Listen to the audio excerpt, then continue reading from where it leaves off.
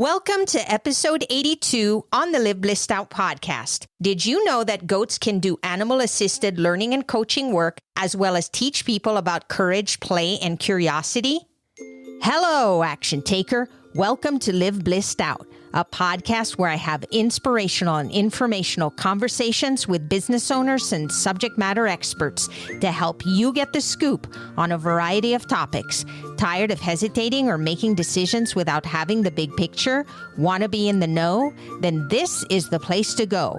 I'm your host, Marissa Houston, helping you achieve bliss through awareness and action. So let's get to it. Joining us is Kate Neligan, an equine-partnered coach, healer, and animal communicator whose life's work is devoted to the human-animal bond. Kate pairs her intuitive gifts with those of the horses to help people access their own inner power and connect to their life purpose. Kate has been a best-selling author, TEDx speaker, corporate marketing VP, and Huffington Post writer. She has a master's in spiritual psychology and is certified in Equine Experiential Education. In equine coaching sessions, she facilitates life-changing transformation with horses and humans around the country. In animal communication sessions, she bridges humans and their beloved pets for conversations and healings that spark positive change. To learn more, visit Kate's website at consciousrockstar.com. The information, opinions, and recommendations presented in this podcast are for general information only, and any reliance on the information provided in this podcast is done at your own risk. This podcast should not be considered professional advice. Great to have you on the show today, Kate. Thanks so much for having me. I'm really looking forward to talking to you about the human-animal bond. And in particular, we're talking about horses and goats too, which is really going to be a fun conversation to have. I'm so intrigued by what you do because this isn't something you hear about all the time. And there might be people out there listening at the moment that go, I didn't even know such a thing existed. Like, what are you talking about? What is that human-animal bond and why does it matter to us? So traditionally, people have heard of animals that are therapy animals or emotional support animals. People may have heard of equine therapy, therapeutic riding. And what I do is a little different in the sense that it's life coaching, but with horses outside in nature. And it really goes into the heart of the human-animal bond, which we see with our pets usually. But horses provide a really different experience because they're huge, right? They're 1,200 pounds and they help people get really present and really in the moment, really in their bodies. And their hearts are 5 times the size of ours. So they immediately kind of put us into this space of connection to our heart. Often emotion can come up. And so what happens usually really quickly through the bond, people are on the ground with them doing exercises. There's no riding and they're looking eye to eye with this incredible, beautiful being. And there's a lot that comes up for people. And so through that bond, through that love, there's really a transformative power that takes over. And so often traditional therapists will refer to equine practitioners in this space because the horses get to the heart of the matter really quickly. We call them BS detectors because they are really great at mirroring to us our stuff. And they have a way of reading humans that they've had for a very long time because they've evolved alongside of us. And in many ways, horses have always been really the way that they've powered society because they've carried us, they took us through war, they've been our transportation. In recent years, they've been more sport and entertainment. And really their highest purpose, in my opinion, is they are here to teach us their ways of being, their ways of staying present, staying connected, and they have a lot to offer us. So the human-animal bond matters, especially it matters with horses because there's a lot we can learn from them. And they have a map and a way of being that we can apply to our lives and we can become better versions of ourselves through that. Listening to you, I was thinking of the bond that human beings have with all kinds of animals, and horses, of course, have been a huge part of that. And it's amazing how many movies are out there with horses in them. It's incredible. We're not just talking about Westerns. There's so many movies that have stories of people whose lives have been changed because of horses. What makes horses so particularly wonderful? So I view them as partners. I view them as sentient beings. I view them as master teachers. I definitely always want to use the language that I work with them or I partner with them rather than I use them, because we have used horses, unfortunately, for a very long time. And we've never really given horses a voice or a choice in so many of the things that we've done with them. So this work is really different. I work with a horse herd. They're out on pasture and acreage. They can leave anytime they want. They're not forced into this work. They're not really being used. It's actually something that I love watching because they come up and they want to participate in sessions. They want to go meditate with a client or sit with a client or help a client heal or love a client. So it's a really beautiful symbiotic relationship, whereas they're helping people to heal and they're teaching people. They have this beautiful sense of pride, I think, that shines through from them.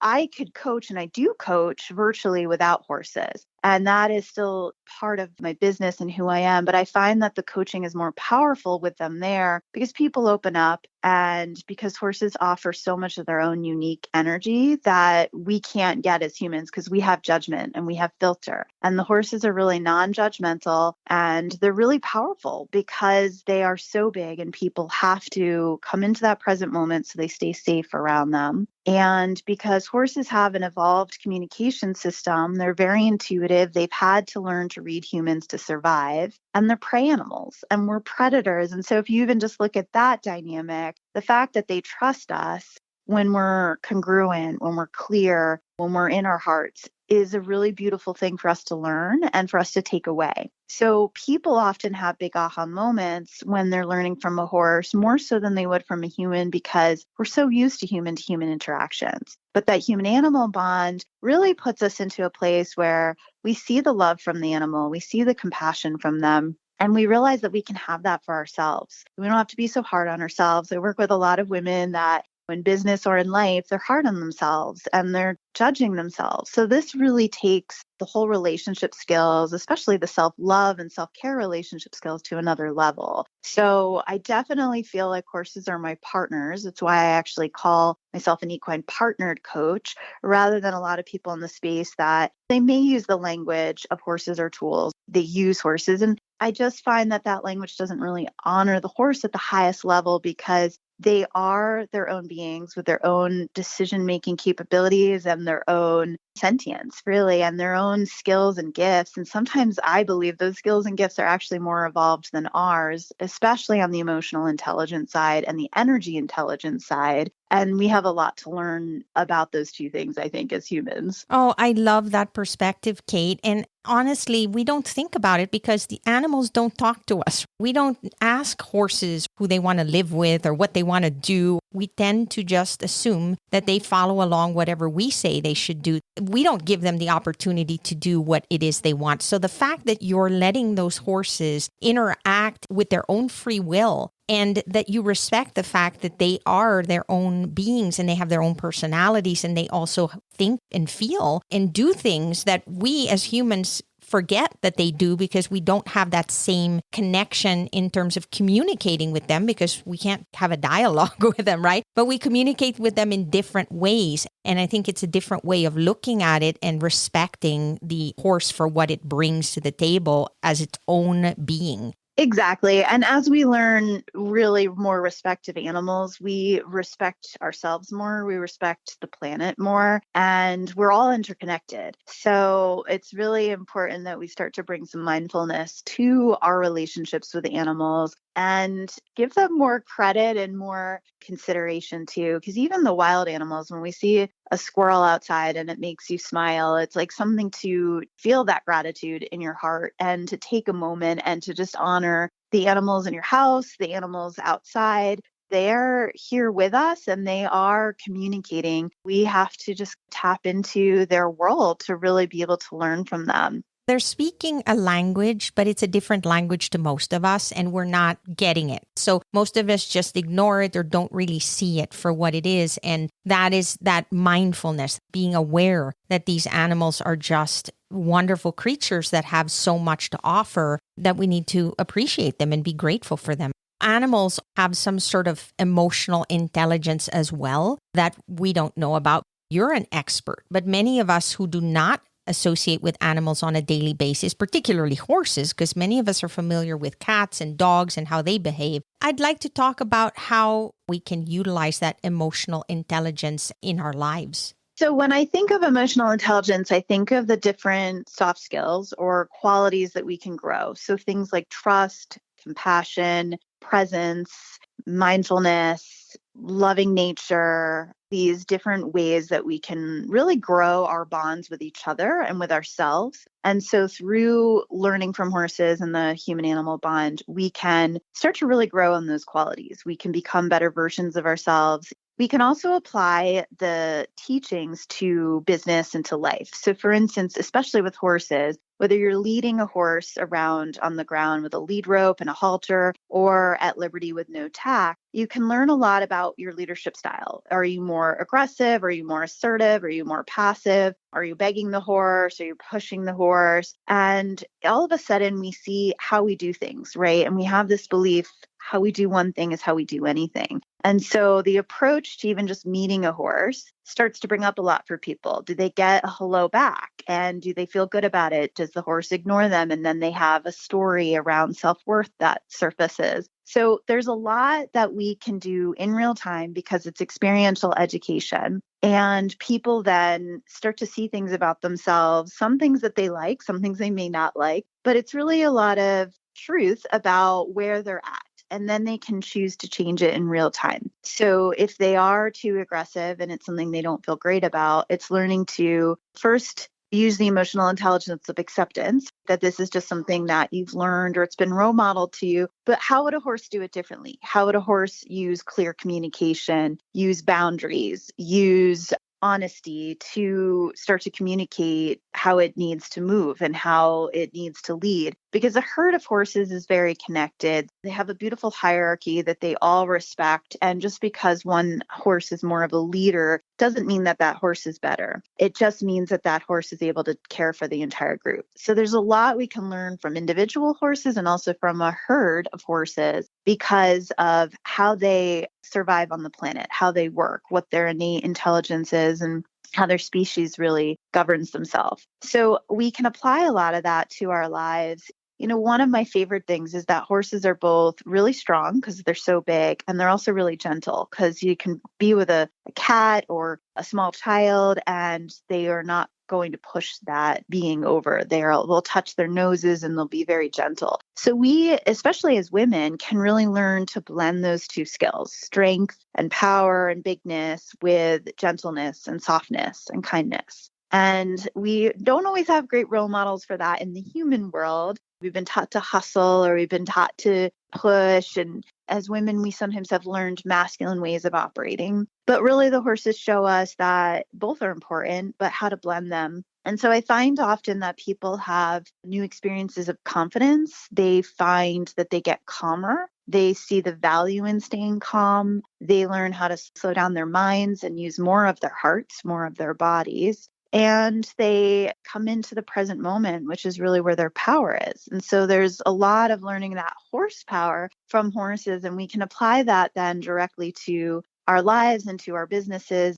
That is where I come in as a coach, is to really be a translator or a bridge or a guide or facilitator to connect the dots between what are you learning from this horse and then how does that apply to your relationship with your husband or to your relationship with work, and how might you change things over the next couple of weeks to implement this new way of being or a different type of action plan. So it really goes very nicely together. We rely so much on verbal communication. Like you and I are talking now verbally because we are not seeing each other. There's no way for you to read me outside of the sound of my voice or what I'm saying and vice versa. But when you're interacting with a horse, you're not speaking to them in a verbal language that we as humans know how to use, but they are communicating in a different way. And through that way, we can see ourselves differently so that we can figure out how to communicate outside of that verbal realm that we're so used to communicating in, right? Exactly. That's really well said. And the point too to that is it is about body language. And body language is something like 90% of our communication, but we don't always think about that because we do rely so much on our voices. But our energy, how we show up in the room, right? Whether we're holding frustration from 2 days ago, or whether we're in the moment and open to possibility, that is there and that's communicated. And also our body posture, and if our hearts are closed or if they're more open, all of that's actually being communicated to others. And what happens is the horses start to expose a lot of that. And so if someone's really closed or really guarded, a horse may not approach at all. And then we have a conversation about that. And, what's great is that we can't always have these conversations role playing with other humans, but we can when we're out in nature. And it feels safe for people. People open up a lot more because it's such a unique experience learning from a horse. What turns tap water plus a capsule of salt, water, and vinegar into a gentle cleaner and disinfectant that is EPA approved against COVID-19 and kills 99.9% of germs? Force of Nature Cleaner does.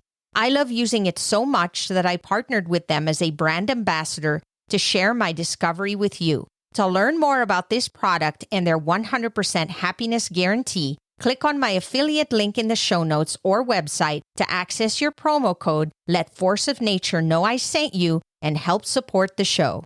People who have pets, even at home, they talk to their animals all the time. And it's funny how the animals know certain words too. So when you tell them something, they know, like, go get the ball. It's amazing how we find ways to interact with the animals that we love. Animals change our lives. And so horses are just another wonderful creature that we don't get to keep inside our houses and we don't interact with necessarily all the time unless you are really into horses and have them as part of your life. So this is a unique situation for people to be able to interact with these creatures that are just incredible and beautiful. As a coach, you talked about bridging that connection between horses and the humans that you help. With that, I'm sure that you give people things to perhaps try or practice on that may help them get a sense of how horses are impacting them and helping them learn about themselves and bettering themselves as well. Would you share one of those activities or things that you would recommend maybe to our listeners to try so that they can get a sense of exactly how your process works?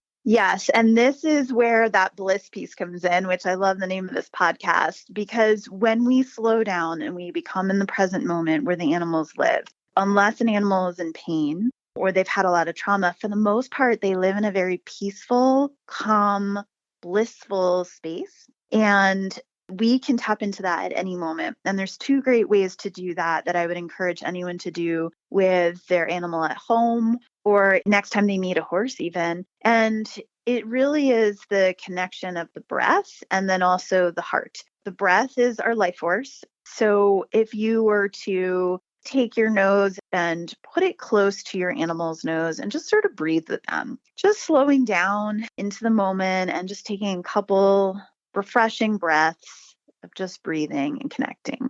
And supposedly with horses, if you breathe with them, they will remember your scent and you create a deeper bond, because that's how horses actually bond with each other. They'll breathe nose to nose often with each other. And a lot happens through their sense of smell. So this is something for you to do, is to just start to breathe, because how often do we even take conscious breath? That's so true. We're always rush, rush, rush, do more stuff. Exactly. And the other is really this heart piece, because a lot of emotional intelligence does really come from the heart. A lot of our answers and our guidance, our insight, our intuition can also come from the heart. And so just placing a hand on your own heart and then your other hand on an animal's heart, or if the animal doesn't feel totally comfortable with that, placing it nearby or somewhere on their body and just really connecting heart to heart. Especially horses, their brains are very different from ours. So they're not thinking beings, they're feeling beings. If something feels good, they will do it. And if it doesn't, they're usually out of there. They don't force themselves to do a job they hate. And so we have a lot to learn from that heart connection. So that's another piece, is literally just even for 30 seconds to feel your own heart and to consciously breathe and then to feel the animal's heart. And it will create a bond. It lets the animal know that you have the intention of connecting heart to heart and really seeing them more, being there. And you can even run a statement like, I am so grateful for you. And the animal feels that. They receive that. The animals don't usually have blocks to receiving the way the humans do because they don't think I should do this or I shouldn't. That's not their lives. That's our lives. And so what's really neat is those shoulds can fall away and we can really get into that moment of bond and that moment of love and that bridge. And a lot can happen in that space. It's a really emotionally tender space, but it's a safe space. What are some misconceptions that people have about what you do? Because there are always people that are going, yeah, really, our horse is going to really be able to help me the way she's explaining it. What is perhaps a barrier that is stopping people from giving this a try, like really trying to get a sense of how this can help them as individuals, as business owners? So on the individual side, one of the barriers is often people's fear of horses, whether they've fallen off as a kid or they had a bad experience with a horse, they don't trust them, they're scared of their size, they're afraid they're going to get run over, all these pieces. And a horse can be dangerous the way a car can be dangerous or the way lots of different things can be, but horses don't have an intention to hurt us. What happens a lot of times is I actually love working with people who have fear of horses because then as they face it in the arena, they can bring that back to their lives and face fear there. And they learn how to self-soothe through fear. They learn how to build confidence. They learn how to stay connected to themselves. We really work through that. And then they start to see that just because something has a lot of power doesn't mean it's going to misuse its power. And that's a really powerful moment for a lot of people. It can cause major breakthroughs, actually. I've had a lot of people bust through fear of horses. So that's one thing. On the company side or the business side, experiential education is still somewhat new, so to speak, right? But there's so much power in using all of your senses when you learn. So working with art or music, this is more powerful than just listening to a PowerPoint inside of a conference room. And a lot of kind of traditional leadership coaching is more that. It's more mind to mind. And we might find it interesting, but then it doesn't stick or it doesn't really get applied to our lives. And what I love about the horses is because you're using all of your senses in real time and talking about solutions, it can shift people really quickly. So all the companies I have worked with are like, oh my God, that was amazing. I still remember that. And they have these crystal memories and visions of what happened in that session. So it's really pretty neat. Companies sometimes have a harder time just because it's not a traditional approach to learning. And they have to often try it and trust me and trust the experience of it. And then they're always happy and they always want to come back and there's great results. But it's a little bit of you have to trust it first and you have to try it to actually see the benefit. It's a little bit of a leap of faith for people, but it really does work because if you just think about kinesthetic or experiential learning, it really is using all your senses and it is more powerful to actually experience new things. And also it removes the barriers. People start talking very quickly and very openly because they're outside in nature and they're in the human animal bond space. It's powerful, but people do have to trust it.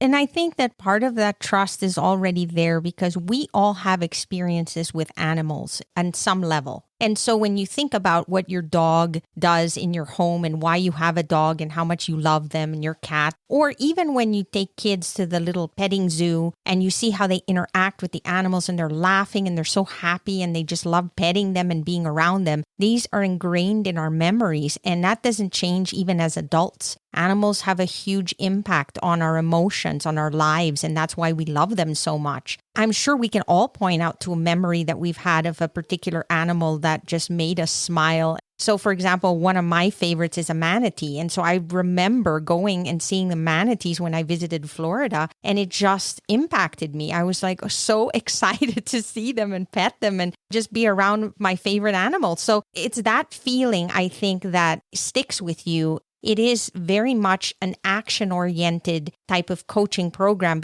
To your point, we read books and then we get the information. We go, oh, that's great. I loved it. And then you never apply it. You forget all about it and you move on to the next one. And you can read a lot of books, but unless you really take them to heart and start to put some of these things into practice, they're not really going to help you much. And so I think that that shouldn't be undermined in terms of the impact that what you do can do to help people. Yes, I totally agree with all that. And I love the manatee piece. I can picture that. And I'm sure we all have favorite animals, like, the stories of people, let's say, who travel to Australia and you see a koala for the first time or you see a kangaroo for the first time, right? You think about it, it's just impactful for people. They never forget those moments.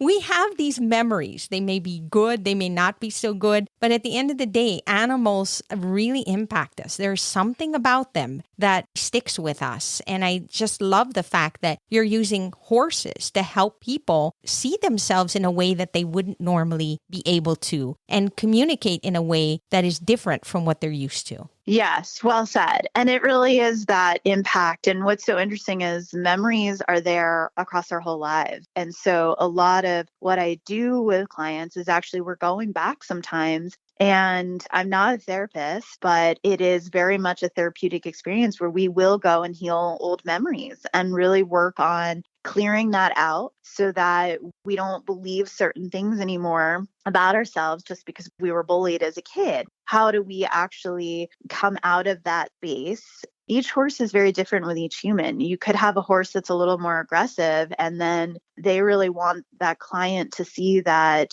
the world is not aggressive. And so they're the exact opposite. They're very gentle with that client. And then that client is able to say, okay, the world can change, my views can change. And there's a lot of wonder that happens, right, around animals. That's why we have the saying, if you fall off a horse, get back on. We use that terminology because we do fall. Life isn't perfect. We make mistakes, we fall down. But the thing is, we have to get back on, because if we don't, we never learn, we never improve, we never grow. And a horse is a perfect example. And I think that's why people use that terminology to say, get back on. Don't be afraid because you're going to fall, and just know that it's okay. That's how we learn and grow. And then we just get back on and be better versions of ourselves. Yeah.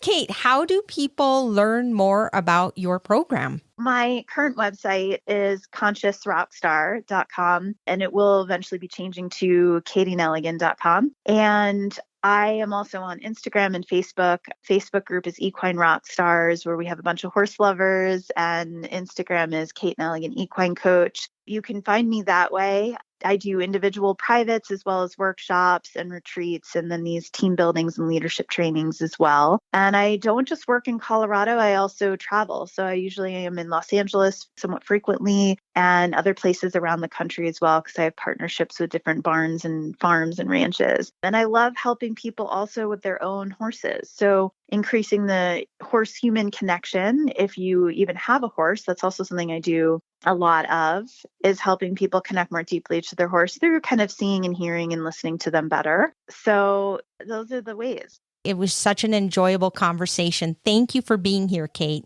Thank you so much for having me. I really appreciate it. That's a wrap for this episode of Live Blissed Out. Thanks for listening, and thanks to Kate Neligan for joining us on the show. If you have a question or comment for a future episode, all you have to do is go to speakpipe.com/LBOVM or click the link in the show notes to leave a brief audio message. If you find value in our show, please visit liveblessedout.com to reach out, subscribe, and share on social media. This show is made possible through listeners like you. Thank you. So long for now, and remember to keep moving forward.